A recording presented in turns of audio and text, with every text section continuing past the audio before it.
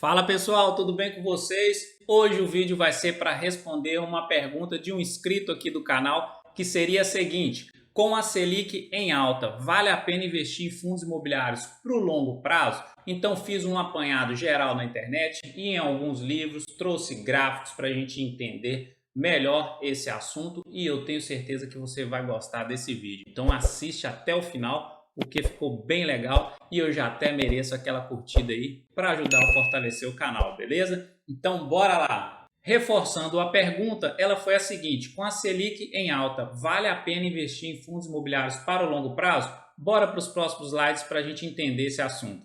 Primeiramente, eu trouxe o relatório da Fox, você consegue baixar esse relatório lá no site do Banco Central. Isso aqui seria a expectativa dos economistas para a inflação, para a Selic, no atual momento e nos anos seguintes. Hoje, por exemplo, em 2021, o IPCA, ou seja, a inflação está 10,15 e a Selic está 9,25. Isso aqui são as expectativas do mercado, as expectativas dos economistas.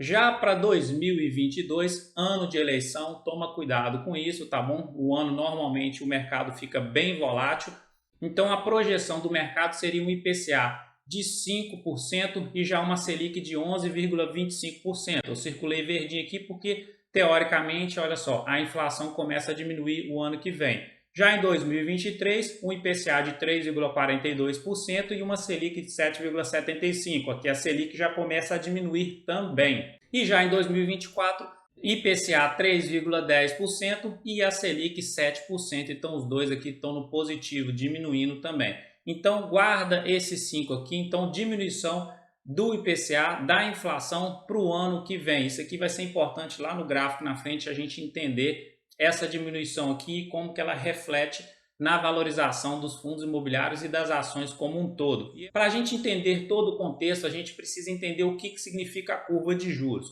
A curva de juros, também chamada de curva a termo, é um gráfico que expressa a taxa de juros cobrada para um título da mesma qualidade, mas com períodos de tempo diferentes. Geralmente, quanto maior o tempo de maturidade de um título, ou seja, quanto mais longo for o seu vencimento, maior tenderá a ser os juros pagos pelo título. Porém, isso não é uma regra geral, pois pode ocorrer casos em que os juros longos sejam iguais ou até mesmo inferiores aos juros dos títulos de curto prazo, que é o que está acontecendo no atual momento. Aqui a gente está com a curva flat e está começando a fazer a inversão da curva. Por isso que os economistas, o mercado, os analistas estão falando que está tendo a inversão da curva de juros futuro e isso é um sinal de recessão. Então, vamos acompanhar aqui e vamos continuar entendendo. Assim, além do formato positivamente inclinado, temos a curva de juros, também pode ser inclinação horizontal, também chamada de flat, ou negativa, que é a curva invertida ou inversão da curva. E a curva de juros do Brasil, como que funciona? No Brasil, atualmente, temos uma curva de juros flat, pois os juros de longo prazo estão no mesmo patamar dos rendimentos dos títulos de curto prazo. Então, os juros de longo prazo estão no mesmo patamar dos de curto prazo e já começou a ocorrer essa inversão, que a gente percebe que os mais de curto prazo aqui estão até mais altos do que os de longo prazo. A literatura mostra que este é o sinal típico de um momento de transição das expectativas em relação ao futuro da economia.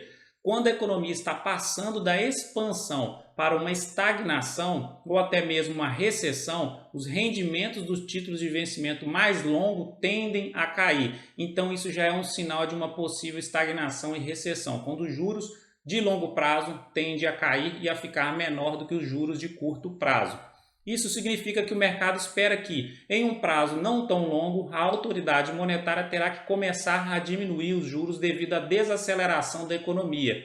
E o estranho é que ainda não chegamos nem a acelerar, pois o crescimento deste ano, que provavelmente virá próximo aos 5%, será apenas suficiente para recuperar a recessão de 2020 da pandemia. Então, isso seria a curva de juros futura. A gente está passando por um período de transição dela para uma curva de juros de inversão, saindo do flat para a inversão. Isso é um possível sinal de recessão, mas não necessariamente quer dizer que vai ocorrer uma recessão, é um sinal de alerta. E trazendo alguns estudos e alguns vídeos que eu vi na internet, a gente traz algumas questões aqui. De acordo com o histórico passado, o que impacta o preço dos ativos é a curva de juros futuros e não a Selic. E em 2015, quando a Selic parou de subir, lá na crise do governo da Dilma, no finalzinho do governo da Dilma, quando a Selic parou de subir, um pouco antes da curva de juros se inverter, logo depois o IFIX entrou em tendência. Isso significa que o mercado começa a reagir bem antes da queda da Selic, então esperar a Selic baixar pode fazer você perder um bom movimento inicial de mercado. Então, essa inversão da curva de juros futuros significa que talvez logo ali na frente o mercado já vai começar a reagir e a entrar numa tendência de alta, beleza? Vamos acompanhar isso em gráfico agora.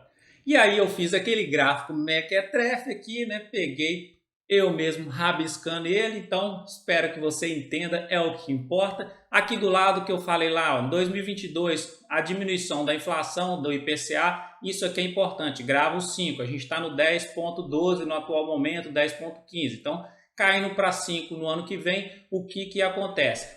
Esse aqui seria o gráfico do IFIX mensal de longo prazo, aqui a gente pegando o finalzinho da recessão lá de 2015 e 2016, e a linha amarela é a Selic, a linha azul o IPCA, a inflação e pontos importantes. A alta da Selic lá em 2015 foi de 14,25 e o IPCA chegou lá em 2015 também, ó, nos mesmos patamares que a gente está no atual momento, 10,12, 10,15.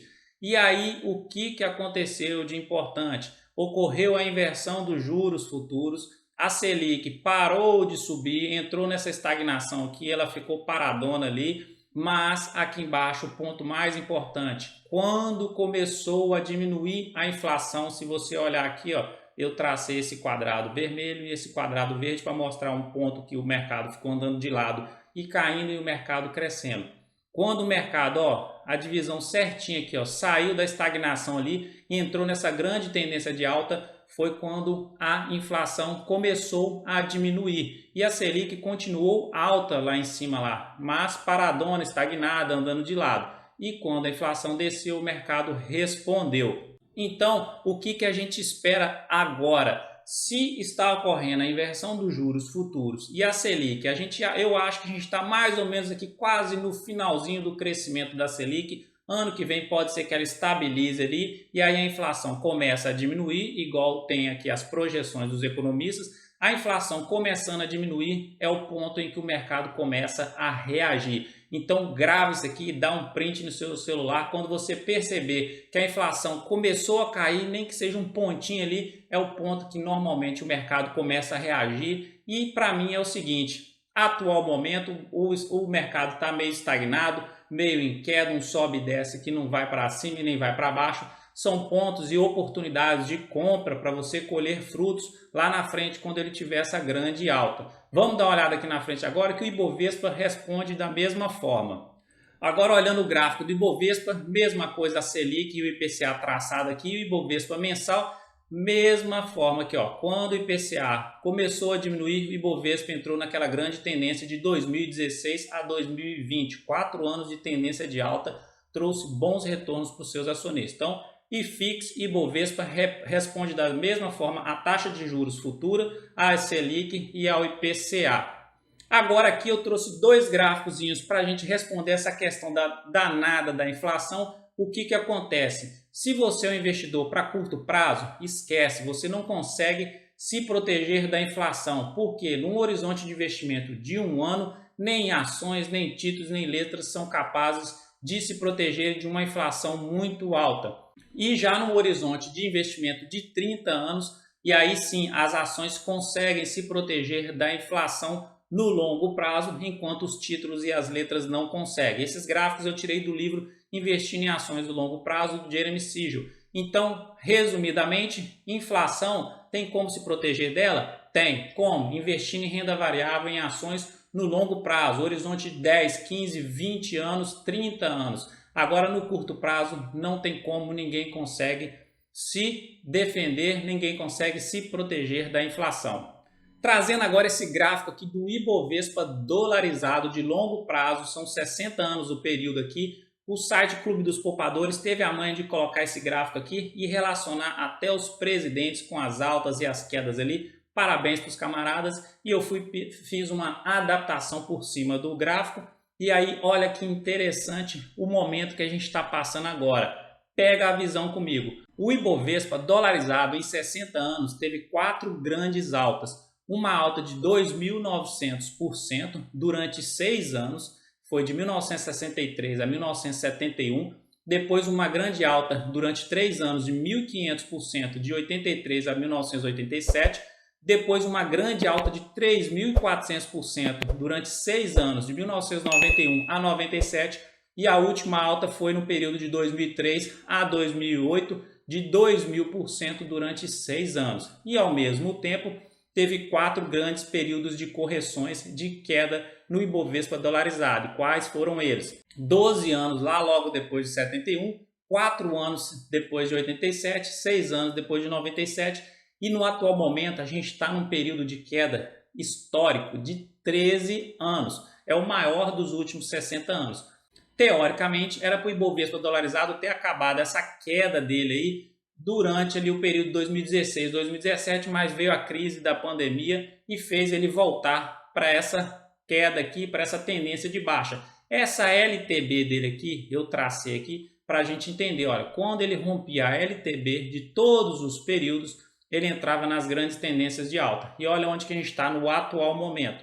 Então a gente está quase rompendo, por mais que ele está nessa correção agora de 20 e poucos % nos últimos meses, mas enxergando isso num gráfico de longo prazo, isso é uma pequena correção comparada aos 13 anos de baixa que ele está tendo. Então, é de se esperar que quando ele romper essa LTB aqui, o Ibovespa entre numa grande tendência de alta. E não vai demorar muito, vai ser daqui a um ano, talvez 2023, depois do período de eleição, enfim. Mas a principal mensagem aqui é a seguinte: estamos em um dos melhores momentos, nas melhores oportunidades de compra. Imagina o Ibovespa, a menor alta dele que ele teve aqui do Ibovespa dolarizado foi de 1.500%.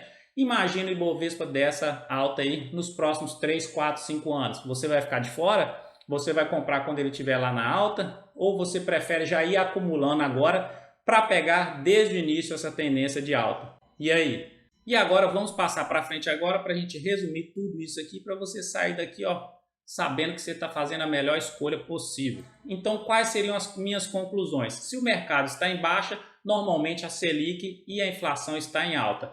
Alguns fundos imobiliários vão pagar dividendos mais altos, que vão surfar essa onda dos juros mais altos, seriam exemplos fundos de papéis, e outros em grandes quedas. Ou seja, os FOFs, por exemplo, estão em grandes quedas no atual momento. Para mim, isso é uma oportunidade de compra geral, para colher tantos frutos de dividendos, para colher frutos de próximas valorizações de ativos sendo descontados.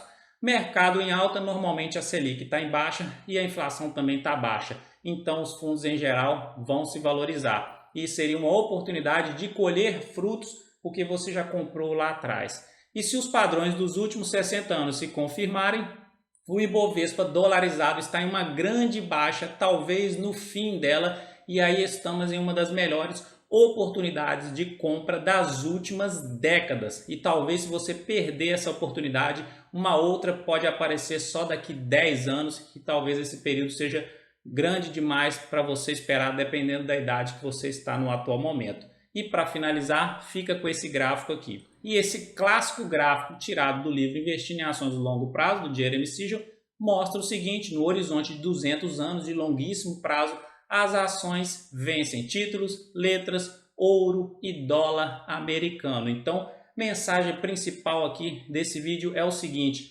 longo prazo, sempre as ações, a renda variável vai vencer o restante. O importante são seus aportes e pensamento de longo prazo. Mantenha o seu foco, mantenha a sua disciplina e tenha muita paciência que você vai colher frutos lá na frente. E então é isso. Se você gostou desse vídeo, já dá uma curtida, já se inscreva aqui no canal, ative o sininho de notificações que aí você recebe todo o conteúdo. E se você tiver também uma dúvida, uma pergunta, faça ela aqui embaixo nos comentários, que aí eu vou tentar montar um vídeo, vou buscar, vou estudar. Isso é bom porque eu fico buscando, estudando ali e acabo aprendendo mais. Isso é uma maravilha.